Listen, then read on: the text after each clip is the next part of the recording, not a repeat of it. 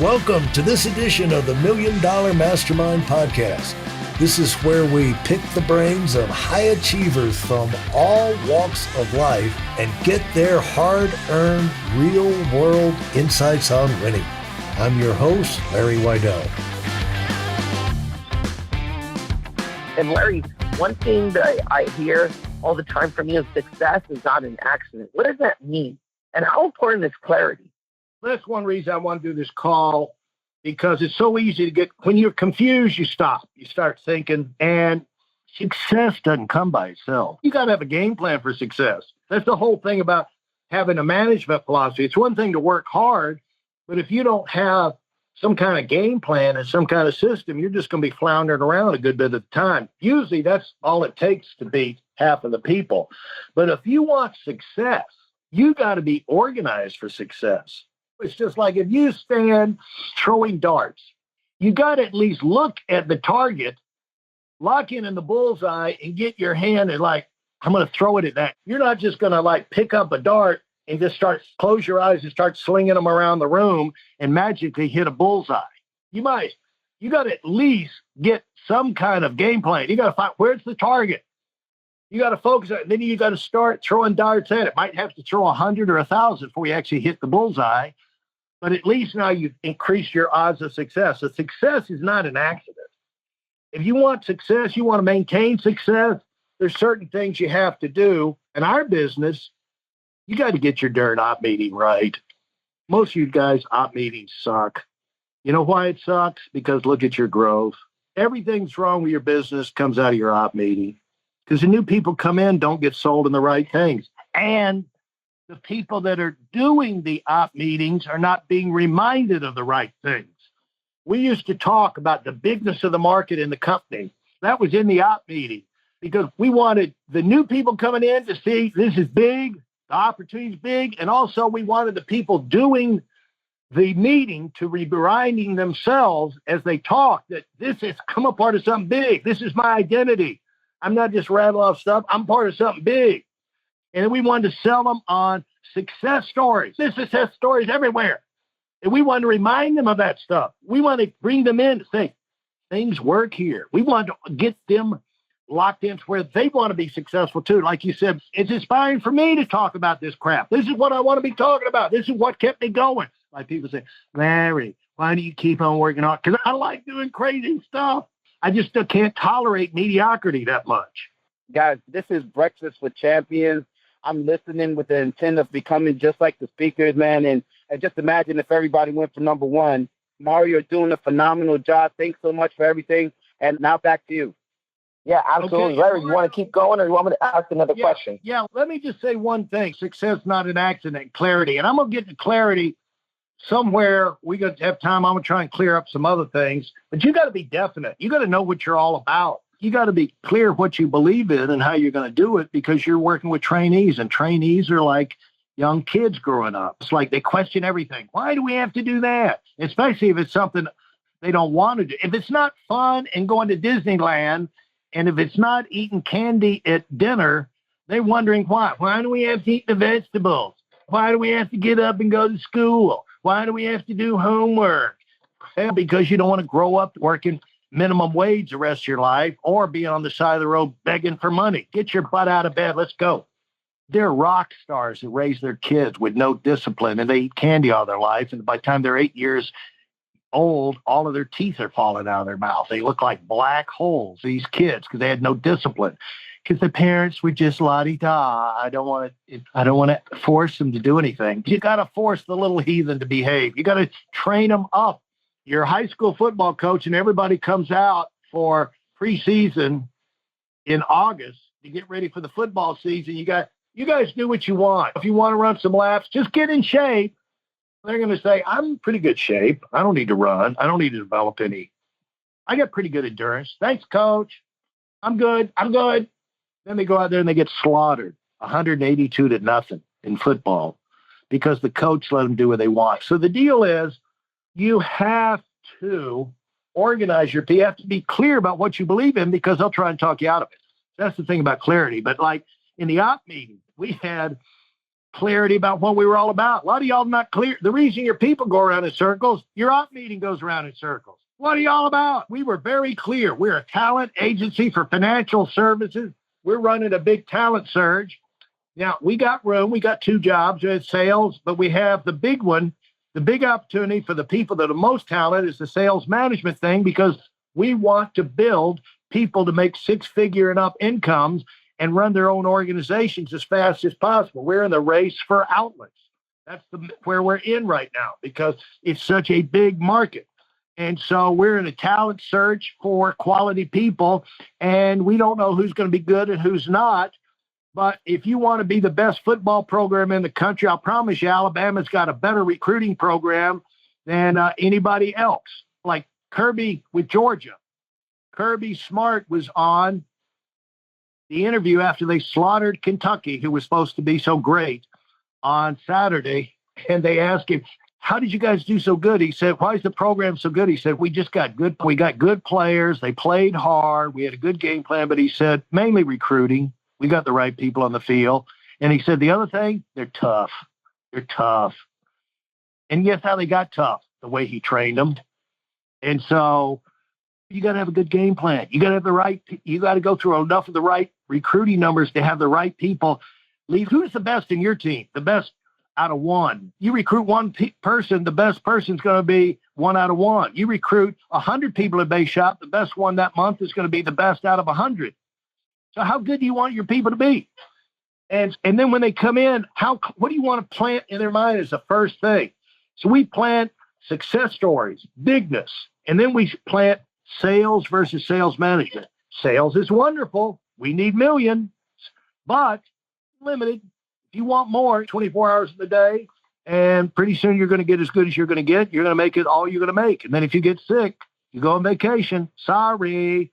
You're not going to be out there working. Income stops. But in sales management, wow, unlimited income, unlimited security, unlimited fun, unlimited challenges, because you can recruit and train. You're not limited by your ability. In sales, you're limited by your ability. So you better get out there and self-improve your darn self, because you're all you got. And when your feet hit the floor, when you get out of bed in the morning, your whole organization is right there.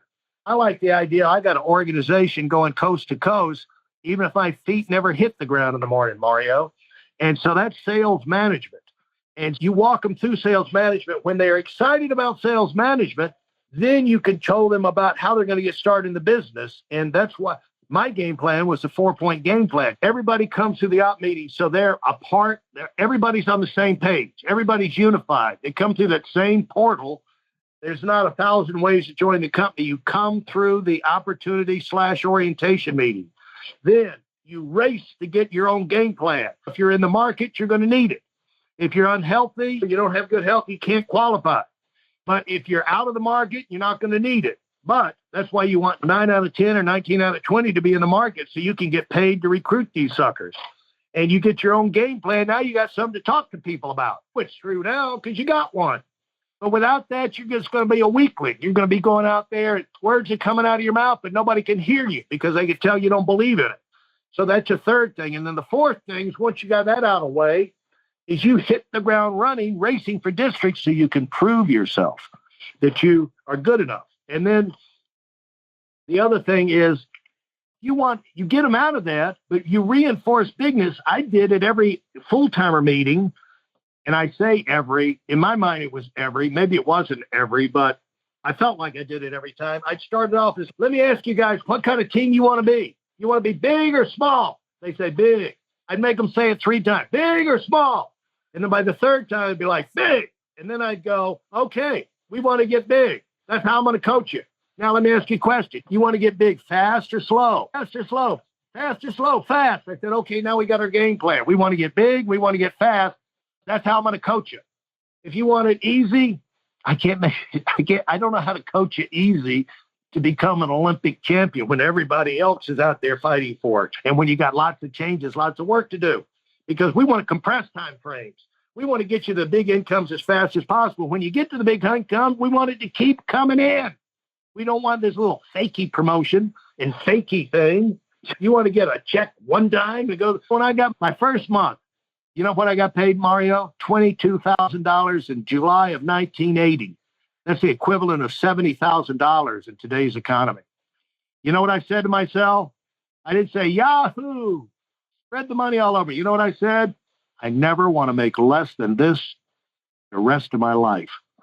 And pretty much the way it turned out. I only went under 20,000 barely 3 months ever going forward. So anyway, I had a policy. So those were things, Mario, as far as success and clarity, that's one reason for the Warpath thing. I want to be clear about going balls to the wall for something big. If we find out how good we are, they think we will never be beat. And it's certainly not by some puny little group like the White L team. Let's see. Let's find out. I'd like to find out. So anyway, Mario, that's about success and clarity. That was awesome, Larry. Thank you so much for sharing. I know a lot of people are getting a lot of I have group me's, I have WhatsApp, and they're going crazy and putting little fire marks that you're just dropping some really good nuggets that are inspiring people. And one thing, talking about clarity, Larry, what were your guidelines? What challenges did you have for RVP? For your RVP promotions and stuff? First of all, let me just say, when it comes to, you got to have a replacement. Even Art said that. Thank God for that. You're not going to have an RVP factory if your top guy goes out the door and then you don't get a replacement. But I'll tell you that there's a couple of everys on replacement too, Mario. So you got to get your brain right about replacement, because that's at the root behind guidelines for promotion. All right. There's a couple of everys when it comes to replacement. Every regional leader at one time or another felt like they were being held back or they were being punished with too heavy a promotion. I'm not saying it lasts long. It might be for only a flicker of a second. It might be for a month or 2 or 3, or it might be their entire during career. But everybody has felt that way. All I know is I gave up 75 licensed people when I went to North Carolina at a time I couldn't afford it. But I had to start over. You got to replace yourself. And so get over yourself, your replacement. The bigger your replacement, the more you understand it, the more committed you'll be to get good replacements. The worst thing that can happen to you is not give a replacement, because then the rest of your life you're going to be weak on replacements, and that means you're going to be weak in your base shop. And if you ever get it going and you ever burp out an RVP, that's it. You're going to take almost no replacement. Even if you didn't give a replacement, folks, that's no excuse for you to not take replacement. You take replacements to replenish your base, but also it's a growth thing for the person going out. If that's too tough for them, they're not ready to go. The fact that people feel resentment about giving a replacement shows they're not ready to go, because they're too tied, their whole future tied to that 1 or 2 or 3 people you took. And they feel like, oh, Lord, there's no way. They're so important to me. Get over yourself. You're going to be if you're going to be successful, you're either going to be doing it all yourself, or you're going to be recruiting tons of people. The world's full of people. Can I remind you, we're only doing 1% of the market? And so the other every is that every RVP who made a promotion, a lot of promotions, has made a mistake. And exceptions, mistakes and exceptions. That's one way you find out. So big darn deal. Hopefully you're going to make a lot of it. Art Williams was the top of the list on that. When I made my first replacement, I called Art, and the guy wanted to move away, and he didn't really have anybody yet, and he wanted to offer me his group that were behind. There wasn't even a manager in there yet. And Art said, okay, you let Richard go, but you tell him if these guys all go belly up, you're going to have to come back later and get a replacement from him over in Virginia Beach. That's what Art Williams told me. Within 6 months, he got on and damned everybody to hell and said he'd fire your ass if you went back and tried to get another replacement later after you identified it. And I said, wait a minute, Art, you're the one who told me to do that. So anyway, we figured these things out along the way. And also the guy, Art, he's the godfather of it all, but he's a human being. He's also the one that said, I'll fire your ass if you run your organization with fear and intimidation. And we were like, that sounds an awful lot like fear and intimidation, Art. So realize when you deal with Art, you're dealing with You're dealing with a very special once in money generation type human being, but he's still a human being. And he got where he is not because he's some genius who God just gave this massive vision. He figured the crap out. Okay? And so, yeah.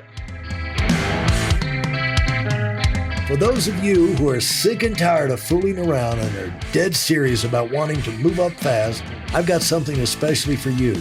I've combined the best insights from over 40 years in business and making $70 million in income and compressed them into a free webinar. That's right, it's a free resource.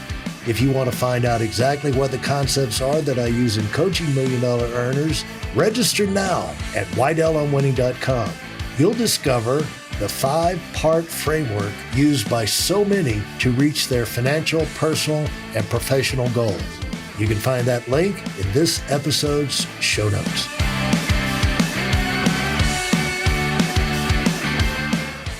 So we all agree also we're stupid to his thing about holding people back. You're stupid to hold people back. They resent it. They never forgive you. You make them emotional cripples. When they're inspired to go, it's like you cut them off at the knees. And then the whole idea is that you want to build independent, strong, gung-ho leaders. And you don't do that by holding people back. Let me say something about Mario about the compensation. The deeper you go, second, third, fourth, fifth generation, don't look at that for growing your income. You look for growing your income from your first, your seconds, and a little bit from your thirds. That will grow your income. But no matter how they try and manipulate the commissions, they can't give us big money for the fourth, fifth, sixth, and they don't give us nothing after six. So you got to look at that as security, Mario. But you still can't. I'm not going to promote anybody because I don't make anything on seconds, thirds, fourths. I'm just going to keep them in as long as I can. Then you're making them weak. And then they resent you. And then it's counterproductive, let's just say. You got to promote them when they need to go and figure the compensation system will eventually be right. But you got to look at profitability comes from wit at the top and security. Like right now, I got 4.7 in assets under management. 4.7, is it billion, Taylor? Yeah, billion. And I don't think is it billion, Taylor? Yes. Yeah, billion, 4.7 billion, me, Mario. And I don't think there's one security sale. I don't think there's one security sale in there that I actually filled out the paperwork. That's the value of a team. But I don't make any money off a lot of that stuff. But you know what it is? Security. People quit, it rolls up. People quit, rolls up. May not get much off of it, but it's pretty secure. And so once you get money coming in, you want that money to keep coming in. You want my guidelines. I'll give you a couple of things about my guidelines for promotion, and maybe we can pick that up later. Does that sound good? That sounds great. I want to get some stuff on the table. People get tired of talking to me if I talk too much. But I want to start talking about $1 million earners. I want to talk about building armies. I want to talk about going beyond big hitters. And no, Larry, this is powerful because this is why I plug into the Big Hitters Call, because I always heard you talking about big vision, putting it out there, and your enthusiasm, even, like that's huge. Even when you're talking about, hey, if your meeting sucks because you're not excited about that. And guys, this is fundamentals that work all the time, that worked 40 years ago and are true today. If your team's not excited about it, it's because the leader's not excited about it. And there's so many great nuggets that you drop, Larry. Honestly, we're grateful for you. And thank you for pouring your passion, your heart, your enthusiasm. You can hear it on this call and your knowledge. And Larry, one of the things, just to be clear, because you hear all these different things on how people build it and stuff, and you have your guidelines, and you were actually there. You were there when this thing was erupting. You were leading the A.O. Williams team. What was Art Williams' guidelines? What was it back then? You remember? They changed.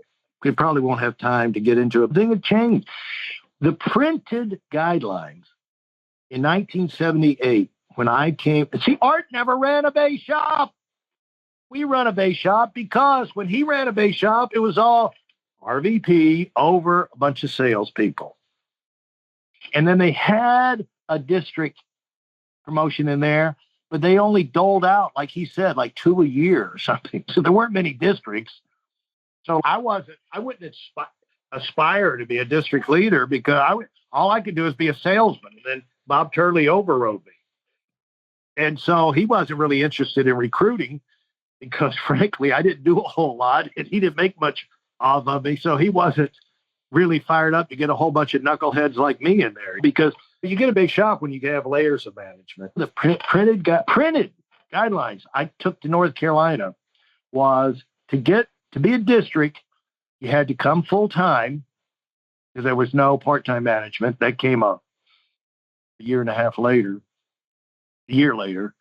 And then, Mario, you had to have, these are printed guidelines. You had to do 50 solo sales after you were field trained, and you had to fit $50,000 in cash in the bank.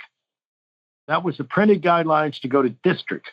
And what if we did that for RVPs now, even the ones who don't bill replacements? So I asked Art once, I said, hey, Art, how about this whole thing on 50,000 in the bank and 50 solo sales? I said, it's going to be tough here up in North Carolina for me to get some districts. What about that? He goes, Larry, sometimes you have to make exceptions. Things change, but Art never produced. In the beginning, the first RVP promoted, we had 7 original RVPs because they had the offices. We went independent. The first RV promotion was Bill Arender. You know how Bill Arender was announced as an RVP or how he was promoted, the fanfare that we do over RVP promotions, and the wife on stage, the husband, the spouse on stage in tears, and the flowing speech, and someone on stage, the crowd stands, and you present them with a plaque, and you make a huge. You know how Bill Arender was promoted RVP? Art walked out of his office. He walked out of his office one day, put a paper, stuck it on the bulletin board, and said, Bill Arender promoted to RVP, and walked back in his office. So we got better. We got better at all this stuff. And we grew. We learned from each other. And so I think that's probably enough information for today. But I would like to get into it, but I want to have time to talk about it. The RVP guidelines, challenges, and everything. And I can tell you what Art did for me. I'll tell you this. You know, Mr. Art, I'm not talking behind his back because I must probably see him a little later today. And we've had 1,000 conversations at lunch over the golf club over this thing. But I swear he's Groundhog Day. I'll win it. He'll say, you're right. I don't know what I was talking about. People are not holding them back. 100,000 all-day shops are good. He said, I need to leave that alone. But then the next day, he'll be right back to it again. So I don't know. It's just one of those things he's got a glitch about. But here's the way I always win the argument. I said, all I know, Art, you were pretty blankety blank excited when I went to RVP in 9th month after promoted with 142 or 147,000 in premium. Back when the average app premium was $300, Mario, and I did 580 sales to get 140. And that was off a lousy 180 recruits or 190 recruits. And I said, all I know is you're pretty excited about that, Art. He goes, yeah, I understand. Yeah, I was. I said, you didn't say anything about me holding anybody back, you know. And by the way, I'd already promoted an RVP. I promoted an RVP my second month. And guess where he was on that same month in April, 9 months after I went to RVP, Mario? His name was Joe Covington. Guess where he was in the standings? He was in 7th place with 80,000. Wow. Okay. And so nobody accused me of having too high a standards because when you're Mario, when you're growing, people don't gripe. It's just like you. People understand when you're growing, they know it's going to work out for them. The people that have all the pushback on everything they do, basically, but especially about guidelines for promotion, standards of excellence, strong replacements, and RVPs who get grief on that, the ones who are not growing. So that's where my sympathy is limited, is get your darn base shop growing and watch how everybody shuts up about that. But I would like to get into the RVP, my guidelines, basically guidelines and challenges I gave people for their RVP promotion. And because I want people to be clear, I want them to be confident. You got to be clear and confident. And it's like explaining things to kids, and they're going to question you. But you got to be bold. You got to be aggressive. You got to be strong. And Mario, do you ever get challenged on stuff? Absolutely. All the time. But you know what? You're absolutely right. It's always with the ones that are struggling. It's never the ones that are growing and they're extremely never. It's like, hey, best coach, let's run the play. I'm like, wow, these guys, no wonder they're big, the winning. No wonder they're big. It's that mentality. Clarity equals power. And we learned that. I've done a lot of mistakes in the beginning that made people question me. So I got better at being clear. So thank you for sharing that. And Larry, I don't know if you want to hit on this today or maybe next week, but you have a gift on keeping your team focused on recruiting, on doing it big, on fast growth. We would love to hear from that. You either to finish the call or next week. It's all good. It's all welcome. But how'd you do that? I spent about 20 minutes ranting and raving. I got asked that question on Friday with Gurpreet Singh's group, and they'll probably tell you I was pretty darn rough on them. But the thing is, if you got a huge goal, it's like it's clear to everybody, we got to grow the team if we're going to do that. So one thing, it's not a big enough goal. It's not immediate, and you're not holding people accountable for it's like you want more income or not. Thing is that how do you expect to grow your income if you're not going to grow your team? And how are you going to grow your team if you don't have new recruits coming in that you're training and see who's going to stick?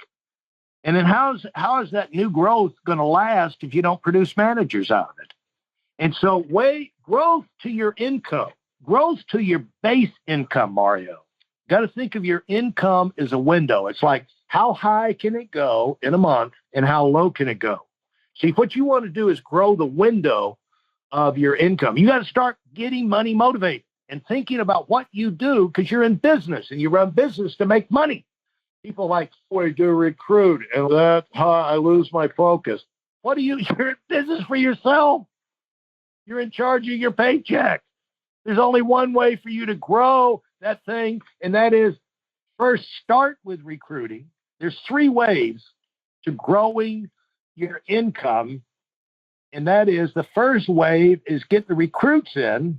You follow behind that by training them, internal consumption, get them locked in. The first step of locking them in is get their own program because now they're really excited and now they really got something to talk about with credibility to their friends and family. And now they're like true believers. And then the people that hold off from that, they never amount to anything. They're timid. They hold back from everything. But the people who buy in on the product, not forced to buy, don't buy what you don't need. You always have to say that. But the people who need it, see it, buy it, they're not holding back. They're running away. And you want to find out about them early on. Why you're going to waste time and somebody who's not going to wholesale commit to this thing. But then you go in, and so you get recruits, you get them trained, so you get some money coming in. And that's why there's no excuse for your income to go down when you're recruiting, because they're immediately going to turn into income from premium and their own personal consumption.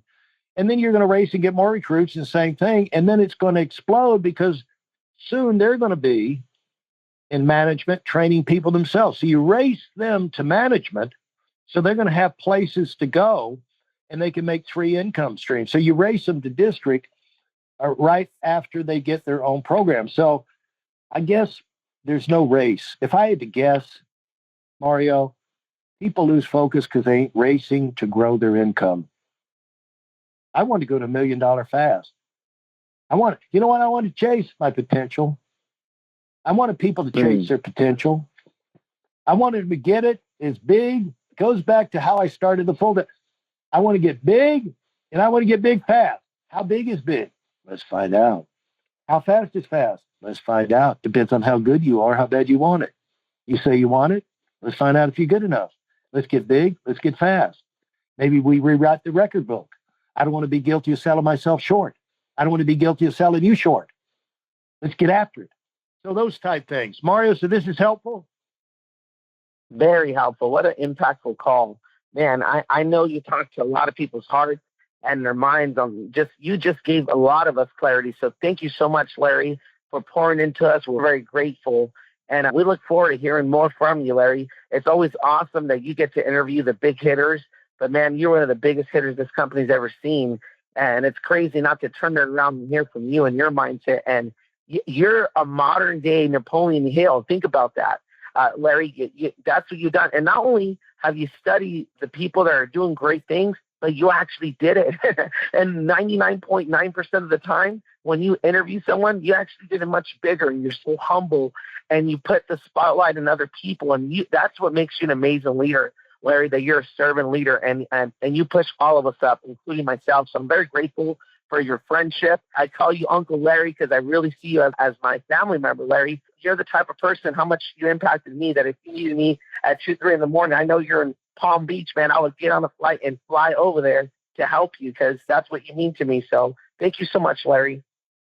Thanks, Mario. We're going to ask Mario Munoz to allow us to bump him back so we can keep this going next week, because the incredible Mario Munoz news deserves his place in the spotlight, and we're going to get him in there ASAP. But in reality, Napoleon Hill never directly worked with people teaching his principles for 40 years, producing $1 million earners. So at the end of the day, Napoleon Hill, as good as he was, Dale Carnegie, who did they produce directly? And so the thing is, you learn things by producing directly. You guys out there in the field know more than the Napoleon Hills and the Dale Carnegies. That's what I'm trying to stir your butts up so you can see who you are, how good you are. That's why I want people listening to you. That's why I wrote my book. We could have 1,000 books out there, because people need to be listening to what you guys got, because China's racing to take over the United States. There's a video out there about their growth of their great gross national product. It's frightening how fast they're growing. But you guys already know, we need to get you guys a bigger platform. So that's what I'm doing. I'm bringing the Warpath message out to bring out the best in me, and also to see who wants to go absolutely ape in this thing. And by the way, 329 Worth Avenue, grand opening. We're going to have the unveiling, only one time only. Then they'll all be on view permanently. But come see us. It's fun. Get your vision expanded. All right. Thank you, Harvey. Everybody have a great week. Thank you for listening to the final part of this episode of the $1 Million Mastermind Podcast. Great ideas don't care who uses them. If you're motivated to move up in a big way, right now, I've created a free training video to remove the mystery on how to set yourself up for big success. This is the information that has changed so many of our lives, and it can have the same impact on you, and the video is completely free. You'll find it at WeidelOnWinning.com. Join us over there, and thanks for being part of our community.